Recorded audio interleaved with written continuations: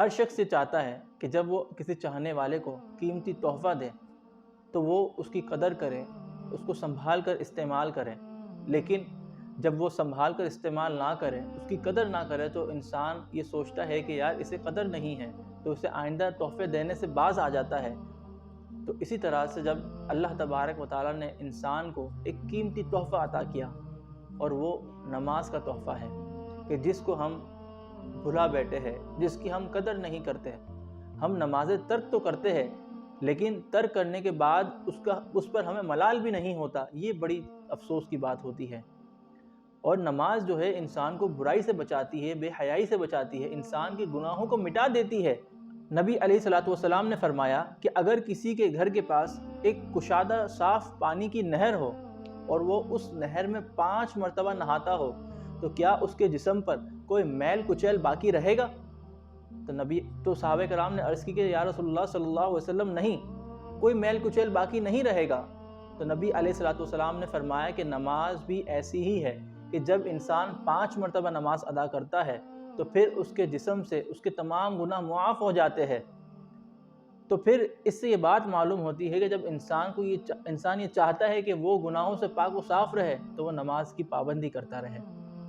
اور پھر ایک اور حدیث میں آتا ہے، مسلم شریف کی حدیث ہے، کہ نبی علیہ الصلوۃ والسلام کی بارگاہ میں ایک شخص حاضر ہوا اور عرض گزار ہوا کہ یا رسول اللہ صلی اللہ علیہ وسلم، آپ مجھ پر حج جاری فرما دے۔ اور یہ بات اس شخص نے 1 سے 2 مرتبہ کہی۔ تو نبی علیہ الصلوۃ والسلام نے، نماز کا وقت قریب تھا، آپ کی بات پر توجہ نہ دی اور نماز کے لیے کھڑے ہو گئے، اور جب نماز پڑھ لی، نماز پڑھنے کے بعد کہا کہ وہ شخص کہاں ہے؟ تو کہا کہ یا رسول اللہ صلی اللہ علیہ وسلم، میں یہی ہوں۔ فرمایا کہ تو نے کیا صحیح وضو کر کے نماز ادا کی؟ فرمایا ہاں، میں نے نماز ادا کی ہے۔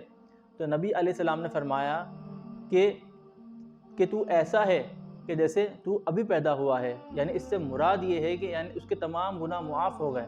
پھر یہ آیت نازل ہوئی، ان الحسنات یذہبن السیئات، کہ بے شک نیکیاں جو ہے وہ برائیوں کو لے جاتی ہے۔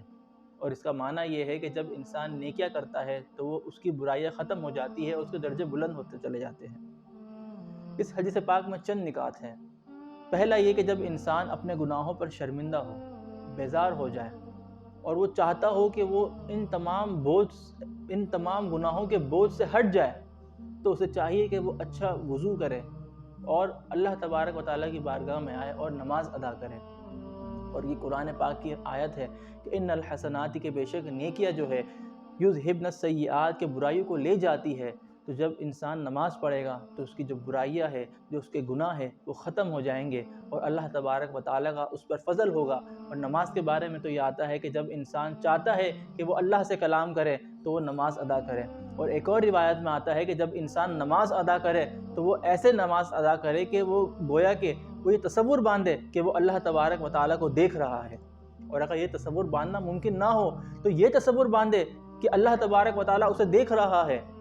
تو جب انسان کے ذہن میں یہ تصور ہو کہ میں نماز ادا کر رہا ہوں اور اللہ مجھے دیکھ رہا ہے، تو پھر اس کی نماز میں خشوع و خضوع بھی آ جائے گا، اس کی نماز سے ریاکاری ختم ہو جائے گی، اس کی نماز سے دنیا کی محبت نکل جائے گی، پھر وہ نماز جو ہے وہ خالصتاً اللہ تبارک و تعالیٰ کے لیے ادا کر رہا ہوگا۔ اور جب ایسی نماز ادا کر رہا ہو تو پھر یقیناً گناہ کو مٹا دیا جاتا ہے، پھر یقیناً اس کے گناہ معاف کر دیے جاتے ہیں۔